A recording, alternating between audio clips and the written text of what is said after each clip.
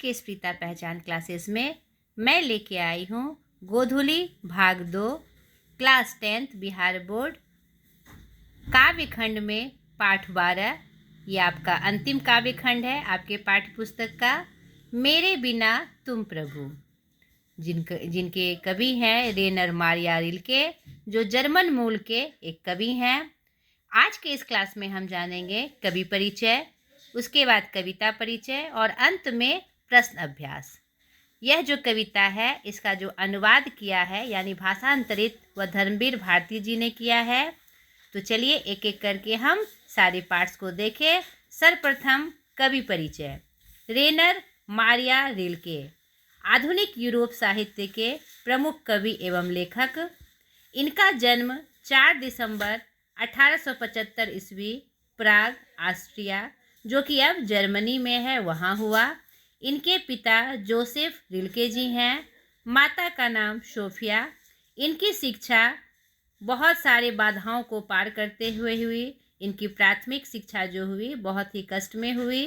अंततः इन्होंने म्यूनिक विश्वविद्यालय प्राग से अपनी शिक्षा पूरी की, ऑस्ट्रिया से।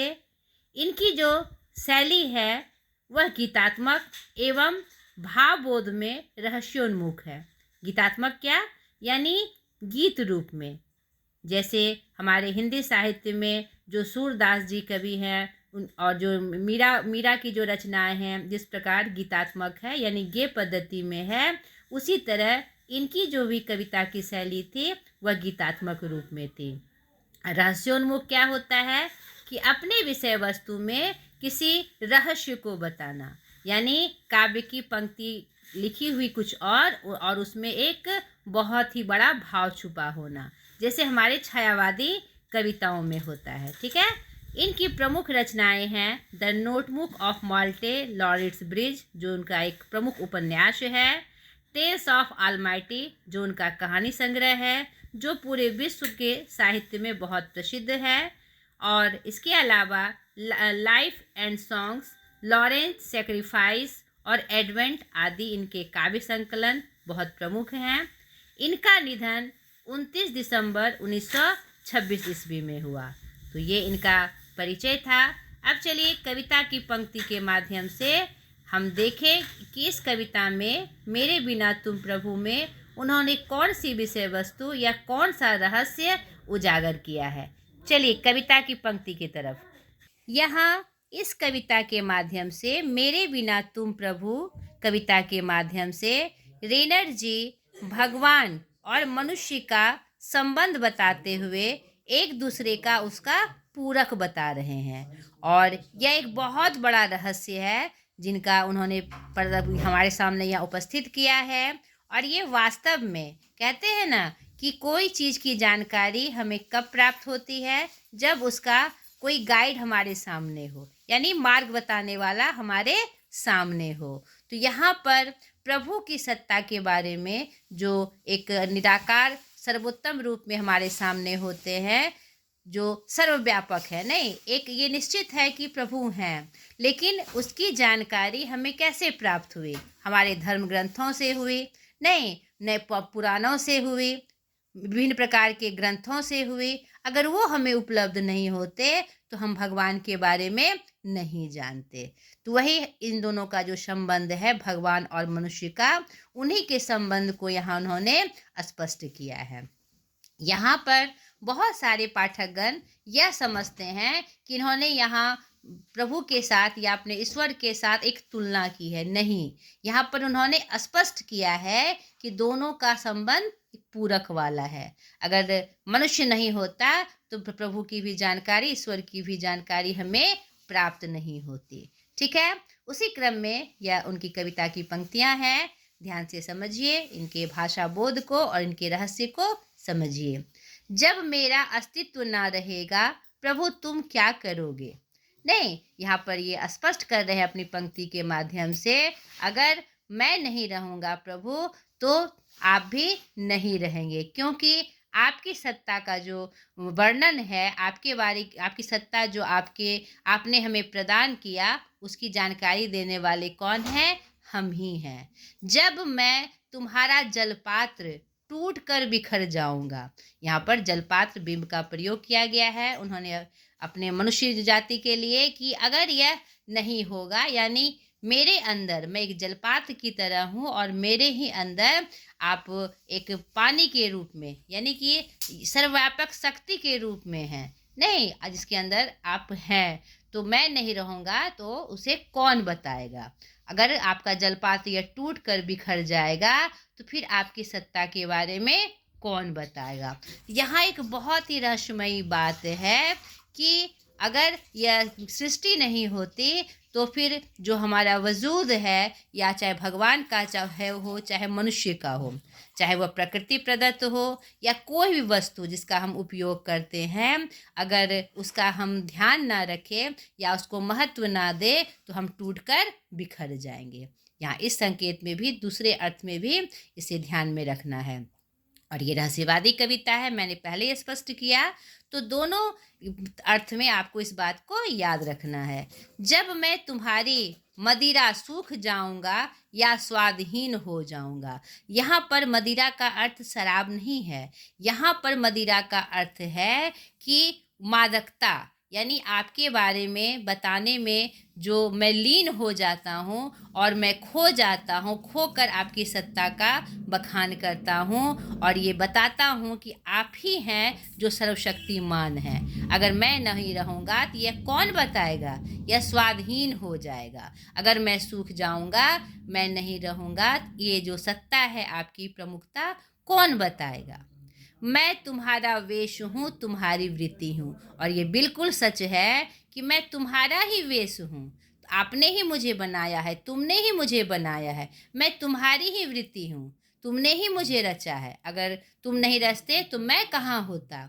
लेकिन आपकी सत्ता का जो बखान मैं कर रहा हूँ, तो आपकी वृत्ति मैं हूँ लेकिन मैं ही कर रहा हूँ। मुझे खोकर तुम अपना अर्थ खो बैठोगे। अगर आप मुझे नहीं बनाते, आप मेरा निर्माण नहीं करते, तो मुझे खोकर आप भी अपना अर्थ खो बैठेंगे। संसार में यह ज्ञात ही नहीं होगा कि ईश्वर क्या है, इस प्रकृति को चलाने वाला कौन है, कौन सर्वशक्तिमान है। इसके बारे में कौन बताएगा।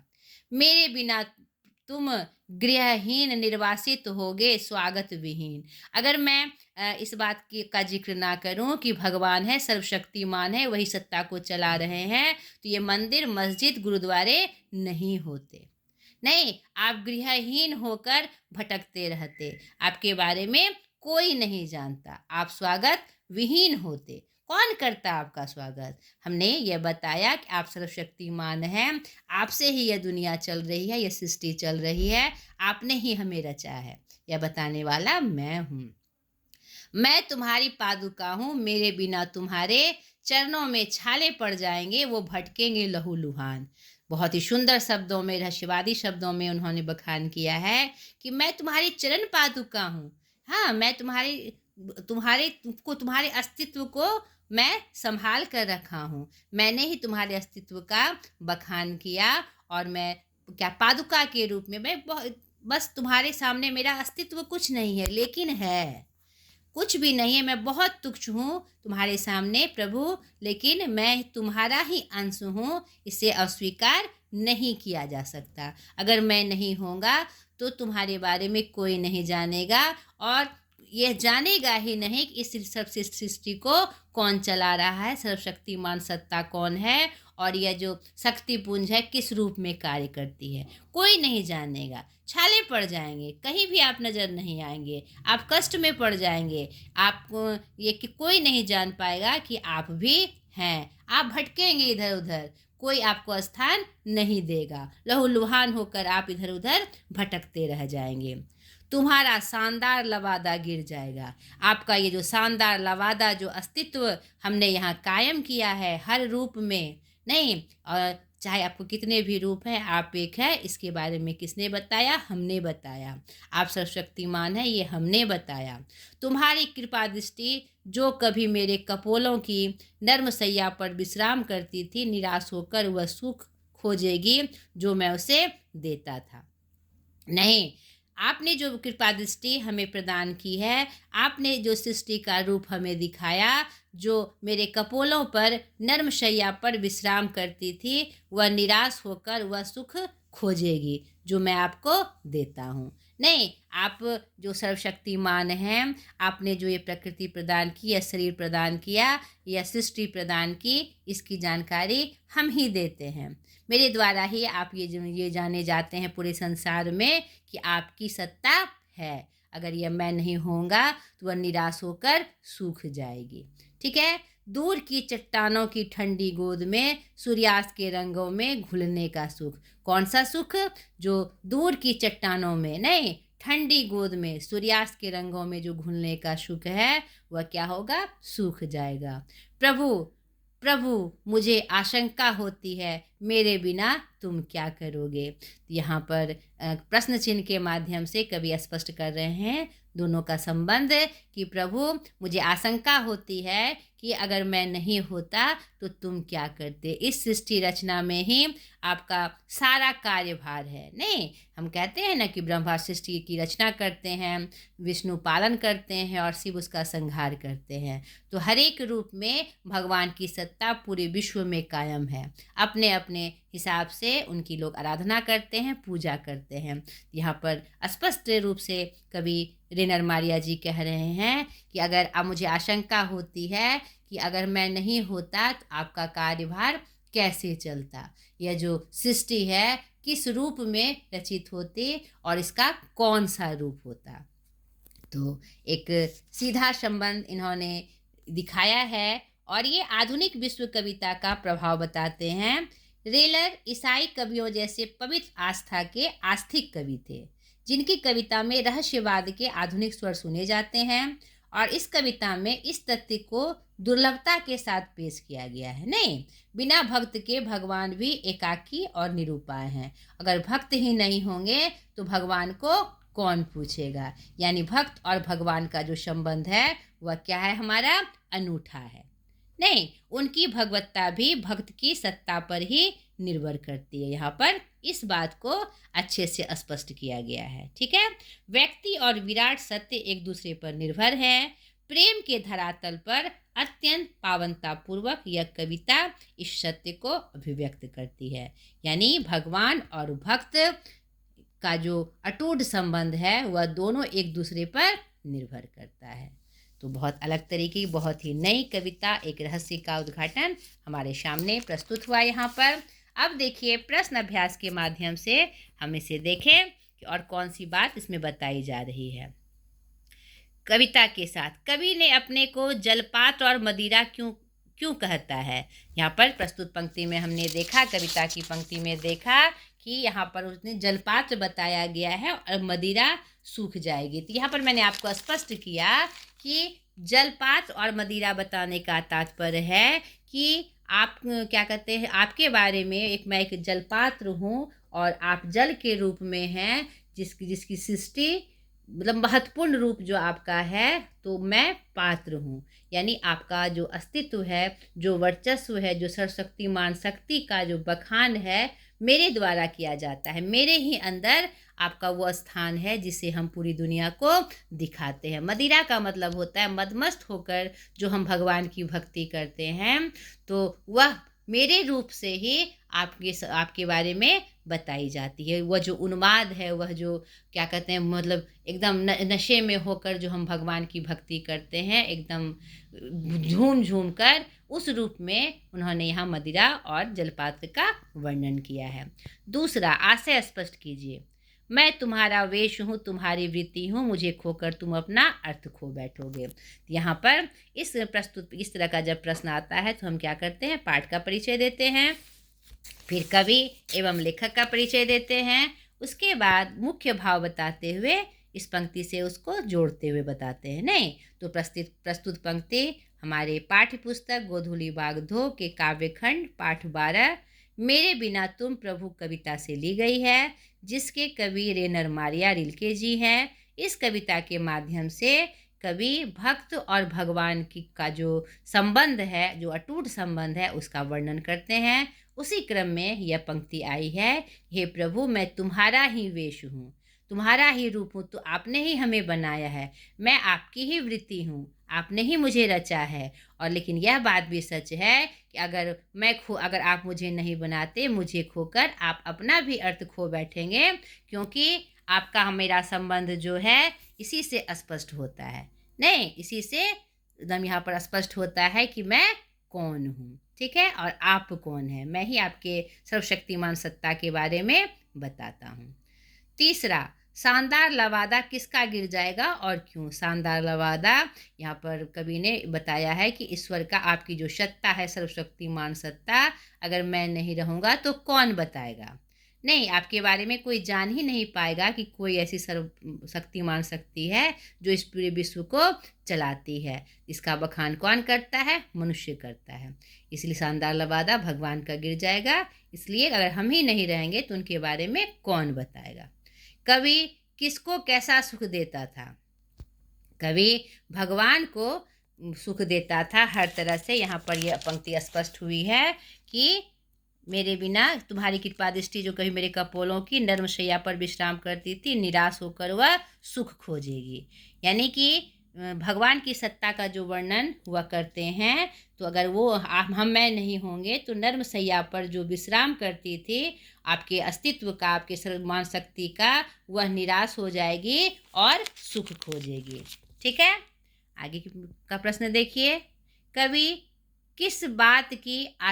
को किस बात की आशंका है, स्पष्ट करिए। यहाँ पर अंतिम की पंक्तियों में हमने देखा था कि कवि को किस बात की आशंका होती है कि मेरे बिना प्रभु तुम क्या करोगे? अगर मैं नहीं होता, तुम्हारी जो सर्वशक्तिमान सत्ता है वह कैसे ज्ञात होती, कैसे विश्व को पता चलता? नहीं, पूरी सृष्टि को कैसे ज्ञात होता कि आप हैं और आप ही सर्वशक्तिमान सत्ता के रूप में हैं। और आशंका होती है आज जो सृष्टि का कार्य रूप जो आपके ऊपर है, तो वह भी नहीं होता, फिर आप क्या करते?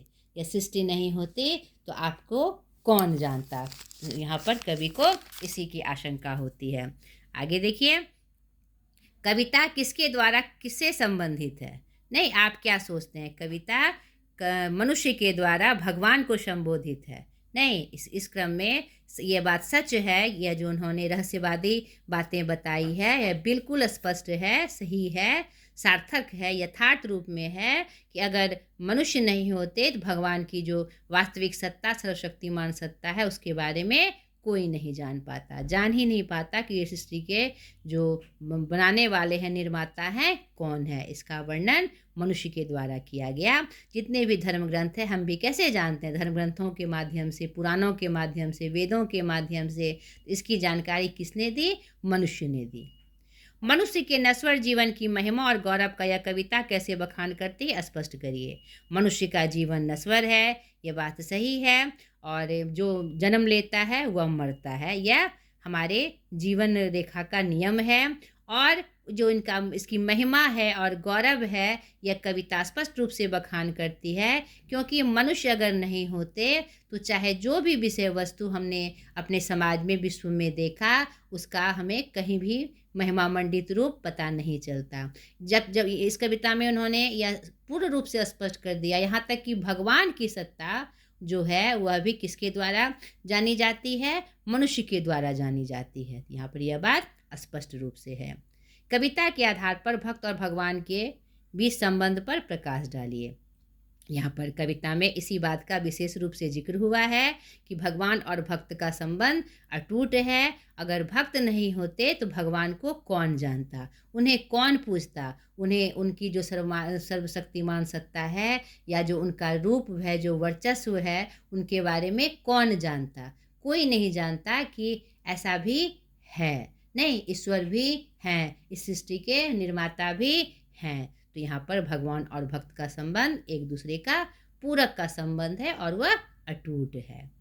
ठीक है, कुछ कविता के आसपास पुस्तकालय से रविन्द्रनाथ जी की गीतांजलि का हिंदी अनुवाद खोजकर पढ़े और रिल्के तथा रविन्द्रनाथ में समानता के सूत्र खोजिए। ठीक है, गीतांजलि में भी इसी प्रकार के रहस्यवाद का वर्णन है, इसलिए बात कही गई है। आपको मौका मिले तो ज़रूर पढ़िएगा। हिंदी में रिल्के के पत्र प्रकाशित हैं, उन्हें पढ़ें। ये भी आपको इनके बारे में, विषय वस्तु के बारे में और जानकारी चाहिए तो आप इसे ज़रूर पढ़िएगा। रिल्के के बारे में विभिन्न स्रोतों से जानकारी एकत्र कीजिए और लेख के रूप में प्रस्तुत कीजिए, इनके बारे में अगर और बात जाननी हो। भाषा की बात, कविता से तत्सम शब्दों का चयन करें एवं उनका स्वतंत्र वाक्यों में प्रयोग करें। नहीं, तत्सम क्या होते हैं? उत्पत्ति की दृष्टि से ये शब्द के भेद हैं। उत्पत्ति के दृष्टि से शब्द के 5 भेद: तत्सम, तद्भव, देशज, विदेशज और संकर। तो तत्सम शब्द क्या होते हैं? संस्कृत से जो शब्द सीधे हिंदी में प्रयोग किए जाते हैं वह मेरा क्या होता है? तत्सम शब्द होता है। तो आप उनको कविता से चुनिए, जो सीधे संस्कृत में प्रयोग होते थे वो हिंदी में डायरेक्ट प्रयोग होने लगे, और उनका वाक्य में प्रयोग करिए। ठीक है। कविता में प्रयुक्त क्रियाओं का स्वतंत्र वाक्यों में प्रयोग करिए। क्रिया क्या होता है? जैसे किसी काम का करना या होना जाए, तो इसमें बहुत सारे क्रियापद हैं, उनको चुनकर आपको वाक्य में प्रयोग करना है। कविता में अव्यय पद चुने। अव्यय पद क्या होते हैं? जिसका रूप लिंग वचन पुरुष कारक के अनुसार नहीं बनता। अव्यय या अविकारी क्या क्या होते हैं? 4 होते हैं। नहीं, क्या क्या? क्रिया विशेषण, समुच्चय बोधक, संबंध बोधक और विस्मयादि बोधक। उस प्रकार के चारों कोई पद हैं तो आपको चुनकर लिखना है। कविता के विशेष पदों को चिन्हित करें। विशेष क्या होते हैं? संज्ञा या सर्वनाम की जो विशेषता बतलाते हैं उसे विशेषण कहते हैं, और जिसकी विशेषता बतलाई जाती है वह क्या होता है? विशेष्य होता है। यहाँ पर आपको कविता में उन पदों को चुनना है जिसकी विशेषता बतलाई जा रही है। ठीक है। तो ये आपके कुछ एक्टिविटीज़ थे जो आपको करना है। आज का पाठ यहीं समाप्त हुआ।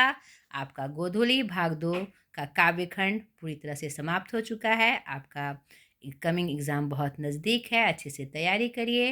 हमारी शुभकामना आपके साथ है। अब हम गद्य खंड को स्टार्ट करेंगे और एग्ज़ाम से 10 दिन पहले हम उसे ख़त्म भी करेंगे। चलिए, भरपूर शुभकामना के साथ आज तक इतना ही। बाय।